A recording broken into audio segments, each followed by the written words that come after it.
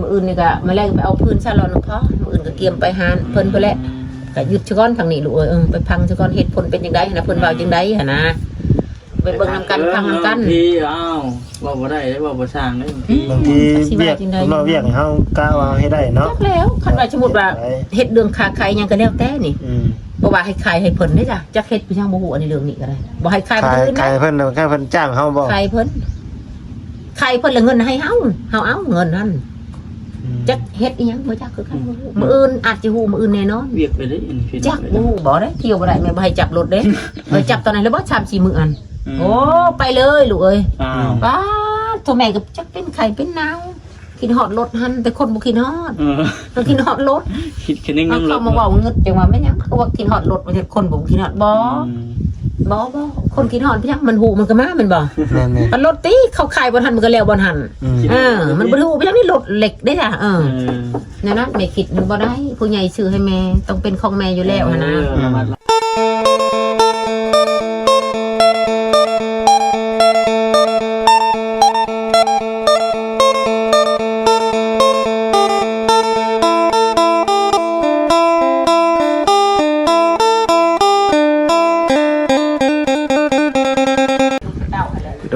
ตัดภาพมานี่พี่น้องเลยมาเยี่ยมมาหยาบมาพี่น้องเนาะเดินเมอุสาพี่น้องเลยหลายท่านหลายFCก็คือสียังบ่ดื่มเนาะพี่น้องเนาะเดินเมอุสาพี่น้องเนาะที่มีทางผู้ใหญ่ผมซอยตะกี้พุ่นแหละพี่น้องเนาะก็มีโอกาสเข้ามาก็เลยมาเยี่ยมมาหยาบพี่น้องเลยเนาะ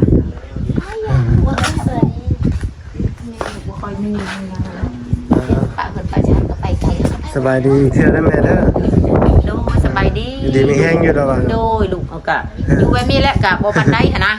แต่เฮ็ดไปเฮ็ดไปแล้วลูกไปเนาะเฮ็ดทานบ่ได้อยู่เนาะนกว่านักดีเราเลยกลับบ่ได้แล้วอันนี้ก็พอไปพอมาเฮ็ดไปก็เป็นเวียนเดือนยามมันบ่ได้หลายในชาติมันเป็นเจ้าไปเส้นน่ะแล้วแบบไม่เส้นโอ้ยอยู่วัดป่าบ่ลูกพูดคอยหมอจะฮอดวัดป่าพุ่นนะแล้วคอยเฮ็ดไว้ที่วัดป่าสมมุตินะคะได้วัดป่าได้แบบนี้นะได้แบบเที่ยงตัวนั้นเด้อันนี้ก็บ่นเขาดุดบ่นทั่วนี่หั่นพระเจ้ารุดบ่ดุดไป3เดือนขึ้นหลังพุ่นแหละไปแม่บ่ฮู้ว่าหั่นนั้นมันไกลโพดแล้วแม่บ่ได้ไปหาก็ไปหาก็เห็นนี่อันนี้ถ้าเฮ็ดมาได้มาแล้วก็ไปขายบ่ได้ไปขายแล้วลูกเดี๋ยวบ่หันบักใหญ่ได้ต้องใหญ่เติบหัวมันก็ได้แล้วก็หัวมันอันนี้ยังบ่ได้เต็มคักแปลอีกรอบนึงลูกจังเต็มนะแล้วก็แล้วดอกคดีอามาไว้เท่านี้ดิฮะแม่ก็เฮ็ดไปสิแล้วลูกใช่จะเฮ็ดยังมาถมบัดอันนี้แหละถมกันเลยนี่ดินแล้วนี่แล้วเนาะคือดินอันนี้ลูกนี่มันสินั่นอยู่บ่สิเบิดอยู่บ่ได้บ่ได้มีใบไม้พดไม้ใบไม้เนี่ยมันอยู่กันอาหารและอันนี้ก็ให้ดูเปียกซะอันนี้ลูกนี่นะนี่แต่เฮ็ดเปียกมันบ่อยู่มันก็ไหลลงที่ดินนะต้องให้เปียกเนาะเฮ็ดเปียกให้ชุ่มมานะบ่เปียกบ่ได้แบบชุ่มธรรมดานี่แหละชุ่มมันจะอะไรนี่ก็หาไปมาแล้วเด้อันนั้นแล้วจะว่าจะเฮ็ดไปช้างเพิ่นบ่เอามานั่งอยู่ห้องพี่ก็ได้แม่แม่นอายุไปคุณก็ได้บ่ได้ไปจังนี้3-4 โมงพอเลยจังไปกับยังไปต่ออีกอยู่ไปอีกรอบนึงมื้ออื่นแม่สิถมได้มื้ออื่นเนี่ยสิตัดกดผิดได้มื้ออื่นลูกนี่อย่างพี่น้องเวียนเข้ามาเยี่ยมมาอย่างทั้งเมษาเพิ่นหึงได้บ่ได้ประมาณ3-4 มื้อแล้วมื้อนึงบ่ได้ไปเอาบ่ว่า3-4 มื้อวันอาทิตย์แม่บ่ได้ไปที่ว่าบ่ได้ไปเอาพื้นดีบ่โดยก็บ่อยากเว้าลูกมื้ออื่นเนาะให้ไปจะพาบ้านนี่สภาบ้านจะพาบ้านนี่แหละบ้านเฮานี่แหละก็มีแนวให้เฮ็ดรวมบ่หรือว่าจังได๋บ่จักบ่ฮู้ต้องไปพังนำกันอยู่มื้ออื่นนะยังให้เป็นทางเฮ็ดหาเงินนี่ยังบ่จักบ่จักจักใช้หาเวียกให้เฮ็ดแล้วหาลงทุนให้เพิ่นว่าซั่นแบบนี้แม่วิชาเราสิได้เฮ็ดต่ออยู่บ่บัดนี้ว่าคันว่ามันแบบใครๆในก็แค่นี้เนาะอย่างลงทุนก็แบบแนวหนักแนวหนาก็บ่ได้อีกกันแล้วแม่ก็ได้เฮ็ดทานคือเก่าก็ย่าแหละไปทำกันปืนเห็นว่าบ่คำคิดว่าเอ้าเพิ่นลงทุนสิลงทุนให้มาขายเครื่องอยู่เฮือนนี่บ่ว้าวก็แบบนั้นก็ดีแล้วแบบนี้หรือว่าใจสิลงในใช่ก็เร็วสมมุติหั่นน่ะแม่นบ่เอาทุนให้แล้วหั่นนะก็เฮ็ดประเภทแบบนั้นแบบนี้แล้วก็เพิ่นแนะนำเจ้าได้จะลองเล่ามาเบิ่งเพิ่นว่าได้แนะนำเมื่อกี้นั่นแบบนี้นี่ลงทุนให้บ่ว่าไผมดในหมู่บ้านที่ว่าชำลักที่ว่ามาอยู่นี้เนาะไปนำกันมดมื้ออื่นไปนำกันเบิดไปนำกันมด เพิ่นว่าให้มีอยู่มีกินเนาะเพราะว่าพวกมาอยู่ใหม่นี่แบบว่า ให้นาตะกะก็บ่มีหยังแต่อยู่จังได๋กินจังได๋หั่นนะ คิดเห็นดูดิ เพิ่นก็คิดเห็นแบบว่า ประเภทที่ว่าเพิ่นช่วยเหลือเนาะก็จะได้ขึ้นได้ซ่านเนาะเพิ่นว่าเดี๋ยวนี้หั่นนะประเทศผู้ใหญ่ใจดีแม่นบ่พอดีตนชงชันที่ว่าเขาเห็นนี่แหละที่เห็นนี่แหละไปเขาจะได้ขึ้นได้ซ่านเนาะเลิกจะคิดว่าสิซอยประเภทใดบ่ฮู้แนวนี้เดี๋ยวนี้หั่นมื้ออื่นให้เข้าไปนำกันมื้ออื่นนะคู่หลังเฮือนจังซั่นจะไปพวกมาอยู่ใหม่นี่คู่หลังเฮือนคู่กับผัวมื้ออื่นพวกมันอยู่นี่ไหมโดยให้เข้าไปนะฮั่นเพิ่นสิว่าจังได๋ก็ไปพังนำกันจังซั่นไปตอบมื้ออื่นบ่ได้โดยไปนำกันเลยมื้ออื่นน่ะลูกเอ้ยไปผู้คำตอบต้องพี่น้อง คันเฮือนหลังใดบ่ไปก็บ่ได้ให้ไปให้ไปไปแล้วเจ้าเฮ็ดได้เจ้าก็เฮ็ดบ่ได้แล้วก็ย่าก็สิเสนอนั้นเรียกให้พังนะแบบนั้นแหละลูกแบบนั้นแหละเป็นจังได๋ไปลองเบิ่งมื้ออื่นแม่ก็ยาแล้วหยุดซะก่อนทานไว้มื้ออื่นสิทมจูดยามาฮือก่อนต้องไปตอนนั้นก่อนยันว่าสิทมจูดมื้อนี้เจ้าของบ่อยู่เอาอีกแล้วเนาะบ่ได้แล้วทางนี้มันหลุดเทิงแล้วไม่เงินเลยเนาะไม่หาวใช่บ่ได้ยันเป็นขี้เฒ่าหั่นนะมื้ออื่นนี่ก็มื้อแรกไปเอาพื้นซะลอนพอมื้ออื่นก็เกียมไปหาเพิ่นไปแล้วก็หยุดซะก่อนทางนี้ลูกไปพังซะก่อนเฮ็ดผลเป็นจังได๋นะเพิ่นว่าจังได๋หั่นนะไปเบิ่งนำกันพังนำกันที่อ้าวว่าบ่ได้ว่าบ่สร้างได้บางทีเวียกเราเวียกให้เฮากล้าว่าให้ได้เนาะแล้วคันว่าสมมุติว่าเฮ็ดเรื่องค้าขายหยังก็แล้วแต่นี่บ่ว่าให้ขายให้เพิ่นได้จ้ะจักเฮ็ดพี่ช่างบ่ฮู้อันนี้เรื่องนี้ก็ได้บ่ให้ขายเพิ่นขายเพิ่นแค่เพิ่นจ้างเฮาบ่ขายเพิ่นแล้วเงินให้เฮาเอาเงินนั้นจักเฮ็ดอีหยังบ่จักคือกันบ่ฮู้มื้ออื่นอาจสิฮู้มื้ออื่นแน่นอนเวียกไปได้จักบ่ฮู้ขายบ่ให้ขายไปบนอื่นขายชงให้เพิ่นคือเก่าจักเฮ็ดหยังบ่ฮู้นะแต่เงินเฮาเอาเงินนั้นหรือว่าแบบว่ามันก็ลดทอนแล้วว่าราคาบ่แพงหรือว่าแบบว่าเฮาหาสิ่งของสิบ่หาสิ่งของแล้วมาไปขายเพิ่นสิบ่เดี๋ยวจังได๋ย่านแบบนั้นอยู่ดอกมีหยังก็แล้วแต่เพิ่นรับซื้อเบิดสิบ่เดี๋ยวจังได๋แม่นประมาณนั้นแต่ว่ามันสิเป็นเงินเนาะมันก็ถึกแน่เนาะเพราะว่าเงินเพิ่นก็ลงทุนให้เด้ประมาณนี้แหละก็ชงเงินเพิ่นคืนทั้งหมดนั้น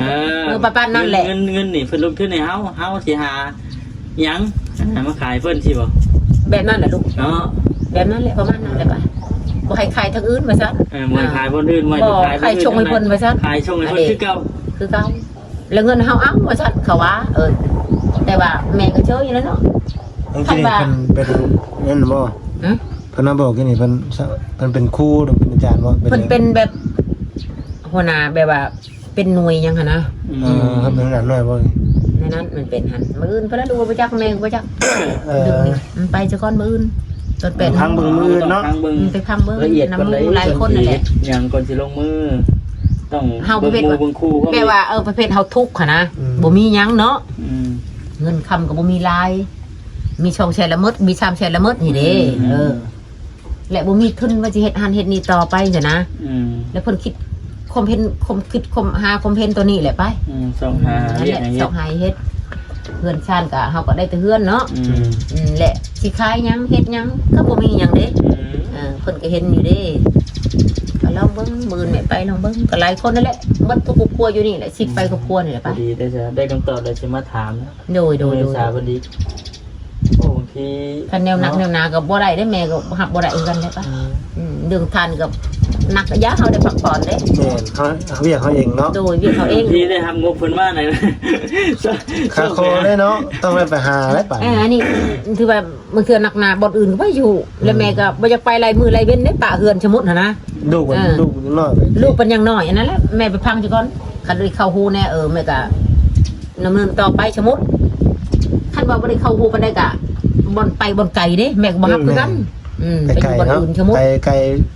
2-3 มื้อมาพุ่นติบ่ได้เด้แบบมันลูกเพราะว่าเฮือนชานไผเบิ่งลูกก็พอดีกระเทินพอสิทำนี่เด้แม่นบ่ได้มันคนเจ้าอยู่แม่แล้วสมมุติบักใหญ่หั่น14ปีหั่นแม่นบ่มันก็ไปได้เด้หั่นมันบ่ได้อยู่เด้เท่าใดมื้อเด้หั่นอยู่ได้เดือนนึงพูดไปปัดตลาดหั่นเพิ่นไปยังปัดตลาดไปรับจ้างปัดตลาดลูกจังฮอดจังมื้อก็ช้าตู่คอยอยู่ยังมาไปได้จังมื้อได้ได้หามื้อนี้แหละหามื้อแล้วตลาดนัดอยู่นี่บ่ตลาดละ8หาพุ่นตลาดละ8พุ่นกินอยู่นำเขานะก็ไปช้าตู่ลูกให้ติดต่อทางน้องเพิ่นมันถามเองถามเอง ควรไปแล้ว14 ปีเลยเด้ แม่นเลย แม่ว่า14 ปีนี่ควรแล้วแม่แต่ยังน้อยอายุ13แม่ยังไปยุ่นคนเด้แม่บ่ได้อยู่เลยลูกเขาเคยเฮ็ดแล้วเฮ็ดบ่นี่ แม่น คันขี้ขานอยู่หั่น ใช่เรา ความจริงอีหลี เพิ่นฮู้จักหาอยู่ใกล้กลัวเพิ่นไปดินไป อันนั้นยิ่งว่าพอได้เสียค่าน้ำค่าไฟมันบ่เดือนต่อเดือนมันบ่ฉันได้ช่วยแม่ลูกเอ้ยแม่ว่าแนวนี้แม่เฮ็ดทานก็บ่แห้งไงเด็กยังบ่ได้จูดอีกแล้วบ่หั่นรุ่นก็ไปเวียกอีกจบบ่ได้จูดอีกทางนี้ก็ได้ยา จุดแต่เธอได้จักซ่อม โอ้ชุดก่อนก็ได้13ลูกเอ้ย 3 สอบ 13 สอบหนึ่งเท่าไหร่ ไอ้ชอบ1 30บ้านนอกเฮามันบ่คืออยู่สวรรค์คันอยู่บ่เชียวหลายอยู่หันชอบ40นั่นนั่นยังว่าข่อยก็ยามันแล้วไปเฮ็ดไปนี่แหละอาชีพเฮา โอ้ถือว่า คันบ่เฮ็ดเฮาสิเฮ็ดหยังมันบ่ สอบเขียวน้อยๆบ่ บ่ชอบสิมั่งเลยลูกจนเต็มมันนั่นแหละก็แต่งหน้าเรียบร้อยหั่นแหละก็ยามันนี่ซั่นแหละเฮ็ดได้อาชีพเฮา เฮ็ดไปเนาะ เฮ็ดไปลูกสมมุติว่าย่ํดำนานี่ก็มาดำนาซะไปลบกะซะรับจ้างหั่นนะประยุทธ์ทางนี้ย่ํพ้นน่ะเด้เฮ็ดแล้วยามันเฮ็ดไปนี่แหละ เขามาเยี่ยมมันก่อนถ้ามาเสียนเพิ่นเขามาเยี่ยม มาแล้วตะเฮงลูกตะเฮงแล้วมาอยู่ตะเฮงแล้วแล้วแม่ว่ามันยังดีคือบ่เห็นหมด2คนนี่ว่ะเบาคำกับเบายังบ่ลืมแหละแม่ เอาจังนะ แม่นอันนั้นแล้วยังว่าโอ้บ่เฮงแต่บ่เห็น ไหนเด้อย่าเด้ ไปทางใดเด้ก็คิดว่าไปพุ่นแล้วปุ๊ เป็นไปทางเหนือแหมบ่ได้ค่อยมา โอ้ยนั่นยังว่า มาแถวใกล้ๆนี่เกินมาเยี่ยม โดยลูกเพิ่นก็เข้ามาแล้วเข้ามาเพิ่นก็ได้ลูกหั่นแหละบ่แซนหั่นแหละกับผู้หลักผู้ใหญ่เพิ่นเนาะ เป็นได้จะอยู่เพื่อนอยู่ชาติเดี๋ยวนี้เป็นได้ ก็อยู่เลยลูกอยู่บ่ได้เป็นเพียงแต่ว่าประตูปฏิกับเฮ็ดได้เรียบร้อยได้เพิ่นมาเฮ็ดให้ได้มาแปลงให้ได้ประตูหั่น ประตูตัวไหน ประตูที่มันบ่เข้าหมดทุกอันนั่นแหละลูก อันนี้เจ้าไว้ล็อกไว้นี่ก็ลูกกุญแจล็อกบ่แม่ บ่แม่ยังบ่ได้ซื้อ มันเป็นยังก็คือว่าภูเขาไปก่อน ก็มันเพ่แหละบ่แม่นมันเหี่ยวไม่เหี่ยวหั่นนะ โอ้ ไม่เหี่ยว แต่บิดมันเข้ากันเนาะแต่บิดหั่นนะ มันโค้งมาเนี่ยนะ มันบ่ได้บัดนี้หั่นนะมันจอยให้มันลดหน่อย ซื้อ บัดนี้ บ้านประตูในห้างเขามันแต่ไม้แบบนี้เนาะ ไม่ดิฟเด้ แล้วบัดนี้เพิ่นมาแปลงให้ คือ แล้ สั่ง ว คนในบ้านเนาะเฮ็ดได้ จะสั่งรถเพิ่นคือเก่าแล้วมาแปลงให้ อย่างที่มันโค้ง กับลูกนั่นแหละเบาแซนนั่นแหละ หลายบ้านเนี่ยเนาะ แม่นบ้านเขาเฮ็ด เบาคับเพยนั่นแหละเพิ่นมานั่นน่ะ มาบุญเผย โดยแล้ววันนี้เรียบร้อยแล้วเลยแม่บ่มีบ่อนใดแล้วบัดนี้ ทางบ่แซนมันเป็นให้ โดยลูกเบาแซนนั่นแหละ นี่แหละพี่น้องเอ้ยเนาะชีวิตคนเฮาเฮือนแล้วเฮือนงามแต่ก็ยังต้องได้ดิ้นรนหาอยู่หากินคือเก่าเพิ่นว่าบ่ดิ้นรนหาบัดคือเก่าได้บัดนี้ แม่ก็เป็นบัตรเป็นไอแล้วยามันเป็นไอซีดคนเห็นได้เป็นบัตรเป็นไอธรรมชาติกินยาไปนั่นแหละ แม่น ไม่อยากเล่าลูก เพื่อนเราไปชีบ่ตกเด้เนาะงามคือเก่าอยู่ กับแบบนี้มันก็ไปเป็นยามันน่ะนี่ธรรมชาติ งามคือเก่าอยู่ปัจจุบันนี่อยู่กัน3คนนี่ผู้นั้นอยู่พูดเลยบ่ อยู่พุ่นเลย โอเคเที่ยวเอาสิเนาะ แม่ไปส่งได้บ่ได้เที่ยวบ่ได้แม่บ่ให้จับรถเด้จับตอนไหนแล้วบ่3-4 มื้ออันโอ้ไปเลยลูกเอ้ย อ้าว ป้าตัวแม่ก็จักเป็นไข่เป็นนาวกินฮอดรถหันแต่คนบ่กินฮอดมันกินฮอดรถ คิดแค่นึง เอา น้ำร เขา ถ มาเว้าเงึดจังว่าแม่นหยังเขาว่ากินฮอดรถบ่ใช่คนบ่กินฮอดบ่คนกินฮอดเพียงมันหูมันก็มาแม่นบ่ แม่น มันรถติเขาขายบ่ทันมันก็แล้วบ่ทันมันบ่ฮู้เพียงนี่รถเหล็กเด้จ้ะนั่นนะแม่คิดมันบ่ได้ผู้ใหญ่ซื้อให้แม่ต้องเป็นของแม่อยู่แล้วนะบ่ให้คนอื่นลูกก็สร้างเขายังบ่คิดดอกตอนนี้เขายังน้อยลูกเอ้ย แม่น กำลังเขาชมเขาขี่แล้ว บางทีเอาไปเขาดื่มล็อกคอแม่น เขาไปขายแล้วแม่เฮ็ดได้บัดนี้แล้วแล้วชาตินี้แม่วันนี้ บางทีก็เชื่ออยู่ลูกตัวเองบัดไปทางอื่นบ่ได้เนาะยันคนอื่นบัด ยันคนอื่นแบบว่ายืมเนาะหมู่ยืมมายืมแน่กี่จ้ะนะก็เอาไปยืมในนะสิไปในหาดนี่นะจ้ะนะ ใกล้นี่นะเด้ ใกล้นี่แม่คิดทุกสิ่งทุกอย่างลูกเอ้ยคันสำหรับแม่จะคิดว่าแม่สิปล่อยให้เขารถน่ะบ่มีหมู่ก็ไปบ่มีเท่าใดมาสิซื้อยังสิซื้อให้สมมุติว่าเอาไปช้อนคนสิขับจ้ะนะบ่คิดว่าเอาไปรถสิบ่แม่บ่วางใจดอกแม่บ่เคยมีลูกเอ้ย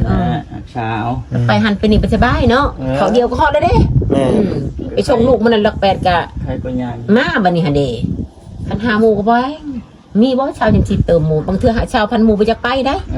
เดี๋ยวไปได้ 30หรือ40เนี่ย30หรือ40นี่คือ อันนี้ใครได้มีเป็นของตัวเองเลยสบายเนาะสะดวกสบาย บ่ บ่มีน้ำมันชะมุก สิออก เขา ไป อยู่ไม่ใช่ก็ได้ สิออกไปตลาดนัดนี่ก็สบายเนาะใกล้ๆนี่ สบายลูกสบายอยู่นั่นแหละแม่แบบโอ้เบิ่งที่ชุดเลยรถจังว่าเอาไป4-5 มื้อพุ่นป้าถ้าถูนำนี่ใช่บ่เห็น ไปใช่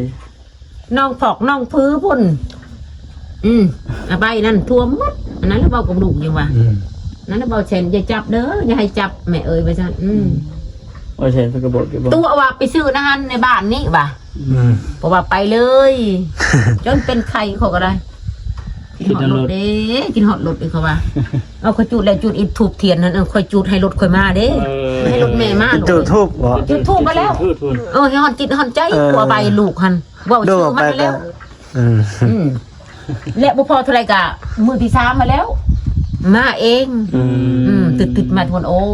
ย ไป3 มื้อ3 มื้อ 3 คืนบ่ 3 มื้อ 3 คืนมีแห้งเด้มาแล้วรถค่อยว่า เพิ่นยังเด็กน้อยยังบ่ได้คิดหยังมีแต่ แมนบ่คิดดอกว่าเพพังนะบ่คิดดอกมีแต่คอยจะขี่อย่างเดียวบ่แม่บ่มักแบบนี้ไปอยู่บ่อื่นก็ดีเลยแหละไปบ่เป็นช่างลูกช่างเต่าดอกก็ช่างแน่แหละไปคิดจะจับรถแม่เด้แม่บ่ให้จับบ่หาเองรถแม่ว่าไม่ได้ลูกบ่ได้อย่าวุ่นวายกับรถแม่นะดีนี่ก็ดีแล้วล่ะไป นั่นแหละเลยมาเยี่ยมมงคลแต่ว่าบ่แรงสิไปเอาไม้อยู่ติ ไปลูกแมลงหั่นไปนี่แมลง บ่เบิดบ่ใหม่นะ ยังเฮ็ดได้อยู่2 กอง 3 กองเลยไปพอได้อยู่ โอ้ถือว่าได้เงินนะมันบนเทื่อเพิ่นไปเอาไม้ก็หลายเติบอยู่ได้ซั่นเนาะ เทื่อละ3 แสนเทื่อละ2 แสนป่ายอยู่เด้ลูกโอ้เพราะได้ซื้อจ่ายนำครอบครัวเนาะ โดยอันนี้หันใหญ่แน่นี่หันกองใหญ่แน่ กลัวจัก13โฉบอัน ตัวนี้กว่าอายุตัวนี้ลุดนี้ได้13ชอบมันตัวนี้อีจักจังบ่า ก็ทุกหมวกมาทางนี้ยังคักกักฉากอยู่ เห็นแล้วบ่หันไปเลือกเอาลูกขอเอานะกับยาหม่ำนั่น น้ำไม้เพิ่น วันอาทิตย์วันเสาร์ บ่เพิ่นว่าน้ำไม้หยังแล้วสิดอก บ่กินได้ชามชีเหยาะเลยนะ ป้า กินแล้วชามเหยาะชีเหยาะแล้วแกงเทื่อละเหยาะ ไป เด้ โหดน้ำบ่นี่น่ะ โหดลูก โหจะออกเลยสิเนาะ 2 มื้อหดเทื่อนึง2 มื้อหดเทื่อนึง ส่งกับมีกองขี้พุ่นหยังมันชุ่ม พุ่ บ่ นอันนี้มันไปพุ่นเด้ไปยังวะ แล้ว มาที่ทางไหนรถเขาติดกับรถเลย เนาะ เอาตู้ไปใช้ติดกับรถไปเขาเห็นเป็นยาเขาเลย พี่น้องเนาะเว้ยมันยังบ่ยามบ่ได้หยังมาฟังมาต่อ โอเคแล้วพี่น้องเด้อเนาะตอนนี้ทางมาแล้วเองก็ได้เวียนเข้ามาพี่น้องเนาะมาเยี่ยมมาหยามทางอุตสาหเพิ่นเนาะพี่น้องเนาะหลังจากเพื่อนแล้วเพื่อนจบงานมาสัตว์ดูเป็นจังใดเนาะพี่น้องเนาะตอนนี้เพิ่นก็ยังดิ้นรนพี่น้องดิ้นรนคือเก่าเนาะขายของขายทานเผาของทานนั่นแหละพี่น้องเอ้ยคนเฮากับบ่หากับบ่ได้กินเนาะพี่น้องเนาะหาเลี้ยงลูกว่าซั่นลูกก็ยังน้อยๆพี่น้องเนาะแม่เลี้ยงเดียวคือกันเนาะพี่น้องเนาะเผาทานไปแต่ละมื้อแต่ละวันจังไดก็เป็นกำลังใจทั้งแม่อุตสาหภายในเด้อพี่น้องเด้อเนาะมิ่นกันเข้ามาหลายๆเนาะพี่น้องเนาะว่าเป็นจังใดหรือว่าแนวใดมีความคิดเห็นจังใดเนาะพี่น้องเนาะสำหรับคลิปนี้ก็สิได้ขอจบคลิปกันเด้อพี่น้องเด้อเนาะอยู่ดีมีแฮงเบิดสุขุสุขคนพี่น้องเอ้ยโดยสบายดีพี่น้องเนาะสบายดี